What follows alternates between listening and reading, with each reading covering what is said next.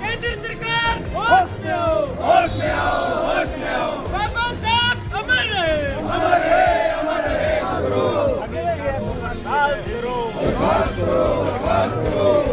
काली कुत्ती काल कटी, मिश्रा बगे रान कटी। काली अली रोयो ना, मिश्रा बगे रोयो ना।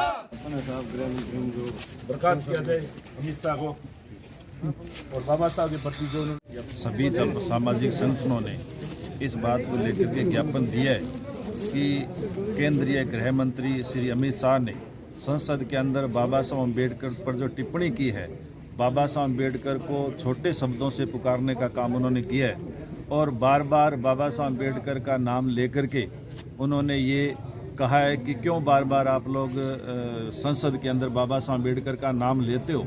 ये जो टिप्पणी की है इसको लेकर के पूरे देश के भर के अंदर रोष प्राप्त है।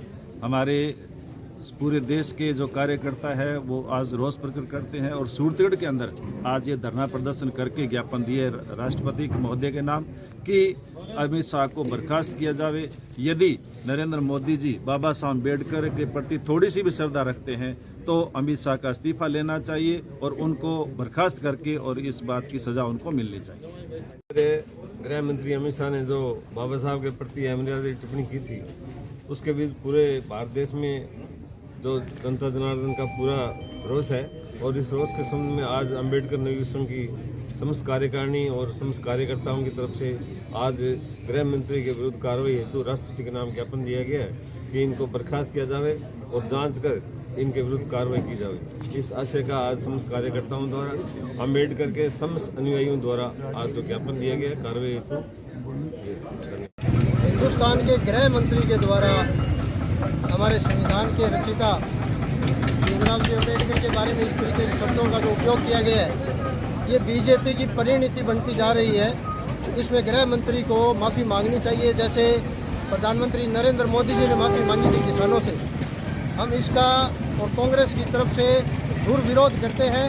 अगर इन्होंने माफ़ी नहीं मांगी तो हम आगे इसको आंदोलन को बड़े स्तर के ऊपर करेंगे। कि संसद के अंदर देश के गृह मंत्री ने जिस प्रकार भारत रत्न बाबा साहब डॉक्टर BR अम्बेडकर का अपमान किया, वो अपमान देश की जनता किसी सूरत में नहीं सहेगी।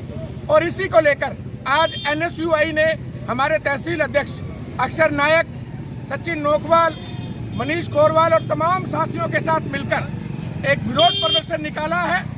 और हम ये चेतावनी देते हैं केंद्र सरकार को कि अगर केंद्र सरकार अपनी हरकतों से बाज नहीं आई तो देश का युवा NSUI मिलकर देश की सड़क से लेकर संसद तक संघर्ष करेगी।